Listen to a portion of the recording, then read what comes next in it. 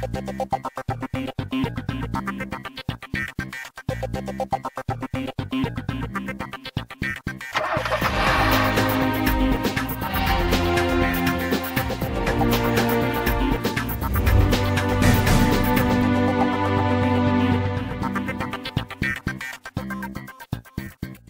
there everyone, it is time to see NB once again here on the NDTV network. I'm Siddharth Vinayak Parthankar, and you've had a glimpse of what's coming up.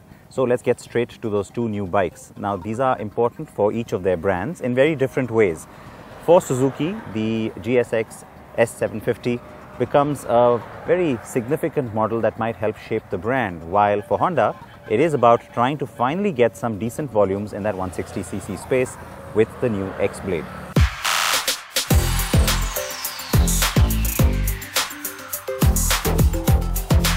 After launching the Unicorn and the CB Hornet, Honda is trying hard to get a good chunk of the 1cc segment in India. To bridge the tiny gap between those two comes the new X-Blade 160. With the exception of the cycle parts, the X-Blade gets brand new body parts when compared to the Hornet.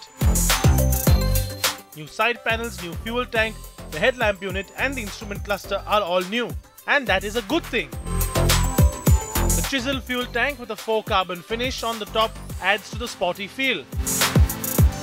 The bike's fit and finish and the material used are better than the current crop of Hondas. The X-Blade gets a full LED headlamp that provides better illumination. The headlamp styling also lends it a robot-like face. There's a fully digital instrument console which houses the speedometer, odometer, the rev counter along with the fuel gauge and the gear position indicator. The T-shaped LED tail lamp also looks quite cool. The X-Blade uses the same engine as the CB Hornet 160R. It makes just under 14 bhp with peak torque rated at 13.9 Nm. Incidentally, the CB Hornet 160R makes 14.9 bhp and 14.5 Nm of torque. The torque on the X-Blade though comes in at lower RPMs. Coming to the performance of the bike, we really like the grunt, the torque that the engine generates in the mid-range. It is very helpful in the city riding. Also, the bike is very flickable, which makes filtering through traffic very easy. But as the rev counter goes beyond 6500 RPM, the vibrations begin to creep in from the foot pegs and the handlebars. It is not jarring, but we do miss the familiar smoothness one expects from a Honda engine. The 5-speed gearbox though is smooth. Getting through traffic is easy enough, and while the bike is not tight through corners, it gets the job done without a fuss. Its compact dimensions means the X-Blade can be muscled to the narrowest of gaps, and so it really shines in urban chaos. The suspension on the bike is not exactly pliant, but not back-breaking either, though we wish Honda would have fitted a slightly softer seat on the X-Blade. The X-Blade is priced at 79,000 rupees, and it is for those who want a little more than the Unicorn and are happy with a little less than the Hornet.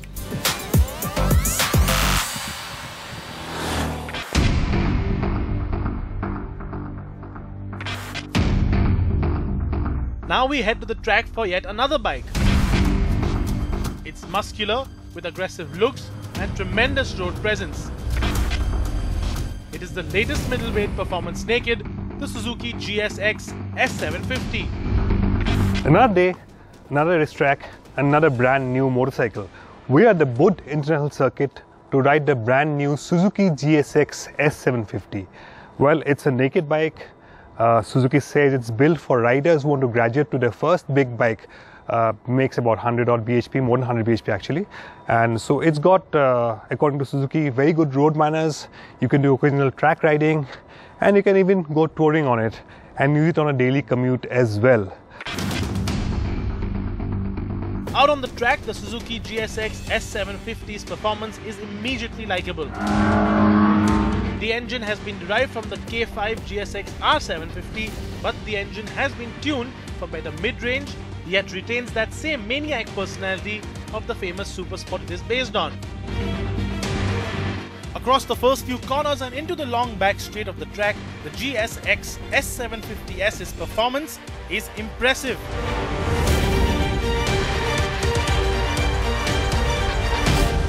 We touched about 213 on the back straight here, 214. That's more than enough performance you need really. And the engine is super smooth. Great engine, impeccable handling. It dips into corners like nobody's business. You feel super confident on this bike. What I want right now is to find out how this baby behaves on the street. For now, I really like the Suzuki GSX-S750. It may not be a liter class bike, but if you're upgrading from a 45, 50, 60 bhp bike to this one, it will not disappoint you. I really like it.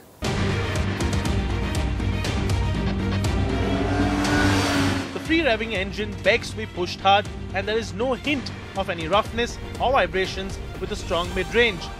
The bike doesn't require frequent gear changes, and that would make it easy to live with out on the streets and in traffic. The GSX-S750 looks near identical to the liter class GSX-S1000. It has the same chisel fuel tank, an aggressive face with a fat upside down fork and sleek rear end. The LCD instrument panel is also shared with the GSX-S1000. It has good visibility and is packed with information. If you're the kind of rider who's been riding a 300-400cc performance, entry-level performance bike, and you want to upgrade to your first middleweight performance bike, this one packs enough performance to keep you entertained every single day. 113 bhp, more than enough performance.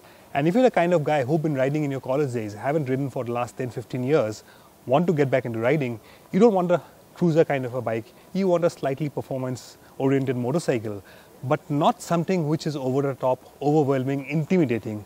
This one is the right bike to get back into motorcycling. The Suzuki GSX-S750 is certainly an impressive machine. It's got brilliant performance, impressive handling, superb brakes, and an intake and exhaust row which is immediately likable. With a curb weight of 215 kilograms, it is no lightweight machine, and you do feel the weight, especially at low speeds. But on the move, the GSX-S750 feels nimble, well planted, and gets a decent safety net with a standard ABS and traction control. Priced at 7,45,000 rupees, what's left is to see how it performs in the real world and if it has the goods to make it a great all-rounder on the racetrack, on the highway, and even in the city.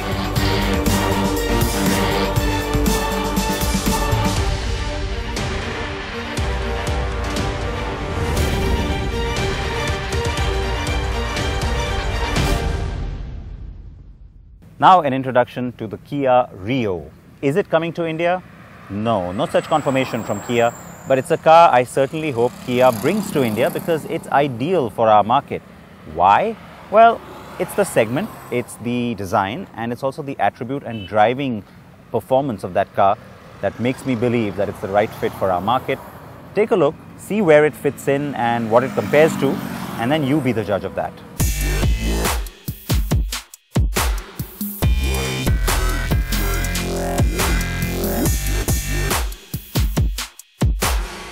The Kia Rio is a premium hatchback that is now in its 4th generation. A popular model for Kia in Europe, it is also sold in a sedan body style alongside the hatch in the US. And the car you see is indeed brand new, having just made its global debut earlier this year. Alright, let me set the context of this for you. Now, the Kia Rio is in its new generation that arrived just late last year. So it's brand new on the global stage, and it's a car that's been really popular for Kia in many markets, and that is what it shares its platform with. Yes, the i20 and the Rio are similar cars in terms of platform and powertrain, but in terms of styling, you can see it. I mean, of course, this is the new facelifted i20, and this is the all-new generation of the Kia, like I said. They couldn't be more different. This is not an India spec, that is, and so of course this car sits a little bit lower to the ground. Ignore that aspect, but take a look at them in terms of attribute. You start to understand what the Rio is then all about. Like the Rio, the Hyundai i20 too is very European and offers great looks, space, good ride and overall drivability, and decent value. It also just received its mid-cycle facelift which India got first at the Auto Expo in February. And yes, I know the Baleno outsells the i20, but it's the i20 that I still think is the segment benchmark car for us in India. The Rio can also be all of that, and if positioned right, has the goods to threaten the i20's status. And it's not just because of its sexy looking face and overall stance. Now, the primary reason why Kia has seen just so much strength over the last few years globally is on the back of really sexy design. Its cars have gotten so much more attractive, and you have Peter Schreier to thank for that. This car also designed by Peter Schreier, and the signature is in that front grille. Now, this part has become the family look of all Kias. We showed it to you before, even at the Auto Expo, all the cars had it, and it makes the car look just a little more ready for action. Of course, remember, I've been saying this throughout, this is not an India spec car, it is the global spec, which is why it sits a lot lower, nice big wheels as well, and if this was to be launched in India, well, you better believe it, that part of the story will certainly change, because the suspension will be tuned differently for India. It will probably be raised, which is a pity really, because the car looks really sexy hunkered down like that. In terms of proportion and size, nothing special, because of course that's what you need to do in the hatchback space. But again, come around to the back and you start to get a little sense of that flamboyance in the tail light, where the LED treatment, it's simplistic and yet very sharp, very modern indeed, and can't go wrong with this wonderful red color, can you? So the Rio is a looker, but its overall proportions and profile are a bit predictable. It also does not have the muscle of the i20. Having said that, we are not doing a comparison review here. Where the Kia could score were it to come to India is on the interior, which is certainly fresh for the segment. Now remember, today this is not a review, because I can't talk about this in the context of something coming to the market. But having said that, I think what I can talk about is just the overall change that might come in if something like this was to arrive in our market. Now by this, what I mean is that in that mass car space, you get a little lift up in terms of quality of plastics and also the molding around them. It's a really smartly done dash. I remember the first time I saw this car at one of the motor shows late last year when it made its global debut. The new generation, I think, just brings this sense of quality with it. So the interior design, just as attractive as the exterior. Of course, the 4 leather seats, the nice all-black sporty treatment does tend to look pretty cool. It has a sunroof as well, for what it's worth. And, you know, I'm telling you that if a car like this was to come to us, of course, make no mistake, the small touch screen would be replaced by a big one, and you'd get Apple CarPlay, and you'd get Android Auto, and possibly navigation. This car right now doesn't have all that. But again, this is not about market spec right now. It's just about showing you what's possible. And with the Rio, I think a fair amount is.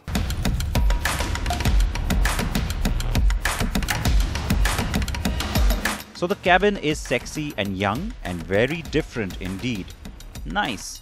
And that's where the i20's cabin, that's been recently refreshed and I have to say much better loaded in this top spec that I have today, would still seem a little predictable. But the i20's cabin does come across as roomier, which could be a slight weakness for any proposed entry to this segment by the Rio. Alright, all of this is fine, but I know what you're asking. How does it drive? After all, sharing a platform for the i20 would mean that performance would be familiar, right? Now globally, the Rio comes in several engines. There's the 1.2, 1.4 and 1.6 petrol. You've also got the diesel, of course, but that 1.2, the Kappa, that's the familiar engine for us because we know it from several Hyundai models. I mean, the Grand i10, the i20 as well. And interestingly, that is the engine on the car I'm driving right now too. So it brings the familiarity home really in many, many manners of speaking. But I'm not going to get into performance per se, simply because it's not as if this car is launching in this spec in India. But I will tell you this, that it's the ride and handling, especially the ride quality, that really has me very impressed and would really work well as a key differentiator in the Indian context too, I think. Now, the other quick point to mention, the Rio in the 4th generation was never launched in Korea, its home market. Instead, you have the Rio-based Stonic, the crosshatch that Korea got as the sole offering. But you know what? Both of them selling side by side could be a great business case for India. The i20 also has a very European character on the road, a bit of a USP on this second generation car. The facelift retains that character and only claims to offer more by way of acceleration and efficiency. The Rio, with a similar power plant, should be able to match that offering almost to the T. So sportier ride and handling may have me impressed, but that's because this car is European spec. But like I said, that kind of spec could do wonders for creating a new paradigm in this market too. And that is why it is my belief that even though Kia plans to begin its India innings with a compact SUV, planning to quickly also enter the premium hatch space would also be very logical. The Rio has the goods to make that pitch, in my opinion. Now the question is, do you agree? And does Kia? In case you haven't recognized it, the car with me on the show today is the Ford Freestyle. This is the brand new model from Ford and is offered in petrol and diesel and takes on that whole crosshatch semi-SUV segment. So I'd like to know what you think about this car, but that's not why I'm driving it. We have an interesting comparison on it coming up. Not today. You'll have to wait for that and be a little patient. Today, we are going to, like I said, crank it up a notch, in fact several notches, with the new E63 from Mercedes-AMG. And you know what? I really wanted to drive that car, but things didn't go to plan. Take a look. So we finally have the regular wheelbase E-Class, but in a very potent avatar. So we finally have the regular wheelbase E-Class in a more potent AMG. Yeah, seriously? Really sorry, I just can't resist the car. And come on. Sorry, I'm really sorry. Okay, last take. We finally have the regular wheelbase E-Class, but in a very, very potent sort of an up. You know what? You're so excited by the car. Let him drive it.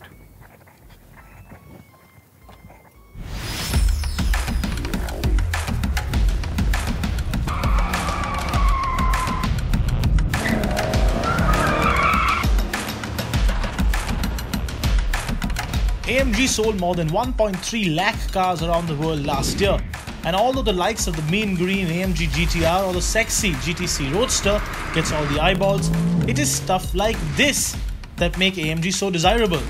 This might look like a spruced up E-Class, but it is more than that, so much more. Presenting the thinking man's muscle car in its newest avatar, the Mercedes-AMG E63s 4MATIC Plus. And yes, that name is quite the mouthful. Being an AMG, the car has to look the part. The front end in particular oozes sheer muscle thanks to the creases on the bonnet and a more muscular bumper. The grille gets two chrome slats joining on the star symbol, keeping the whole affair classy and elegant. And unlike the standard car that comes in India with the long wheelbase, the AMG only gets the standard wheelbase that's shorter by 140 mm. The shorter wheelbase of course adds to that sportier stance of the car, especially when viewed in profile, since the AMG is not just shorter but also a lot lower than the standard car.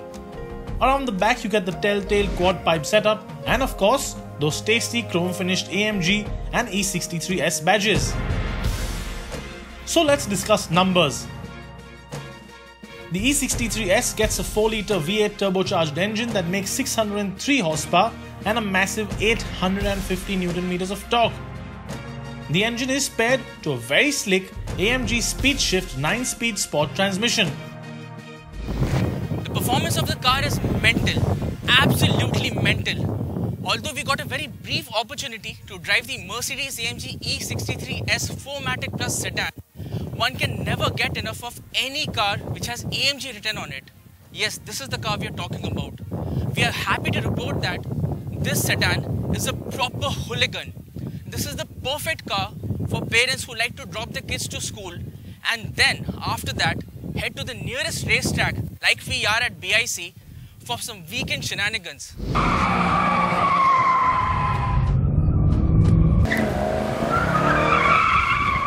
Close to the red line, the E63 makes the kind of noises that Thor would make when angry at the man who killed Loki.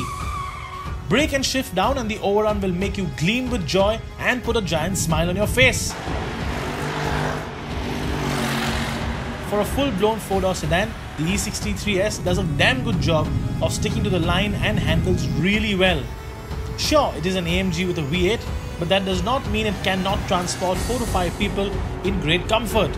We did get a limited amount of time with the car, but a few things that caught our eye were the Bemester audio sound system, Napa leather upholstery, climatized front seats and the regular Mercedes Command infotainment system. We drove the car very briefly on track, and the perfect way to describe it will be Dr. Bruce Banner and the Hulk. The car could work very well as a daily driver and can turn into a track fiend in the blink of an eye. Now we look forward to testing it on regular city streets and get you a thorough road test. Of course, that will happen very soon.